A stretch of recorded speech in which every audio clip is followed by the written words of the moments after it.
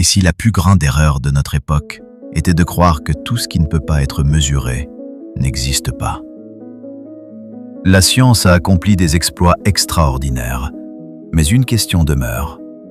Peut-elle tout expliquer? Derrière chaque découverte se cache un mystère plus profond. Et si la science révélait simplement une partie de l'œuvre de Dieu, sans jamais pouvoir saisir celui qui en est l'auteur? La science est un outil précieux. Elle permet de comprendre les lois qui gouvernent l'univers, de soigner des maladies et de repousser les limites de la connaissance. Mais elle reste limitée à ce qui est observable, mesurable et reproductible. Elle répond au « comment », mais elle ne peut pas répondre à toutes les questions sur l'origine ultime de la vie, le sens de notre existence ou la raison même de l'existence de l'univers. Pour le croyant, Dieu n'est pas un objet d'étude scientifique. Il est le créateur de tout ce que la science cherche à comprendre. Comment la création pourrait-elle contenir pleinement son créateur? Un peintre est plus grand que son tableau. De la même manière, Dieu est au-dessus des lois qu'il a établies. Ce n'est donc pas Dieu qui doit entrer dans les limites de la science, mais la science qui demeure limitée face à l'infini de Dieu.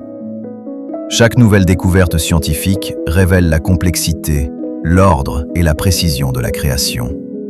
Pour beaucoup de croyants, cela ne diminue pas la place de Dieu. Au contraire, cela renforce l'émerveillement devant sa sagesse.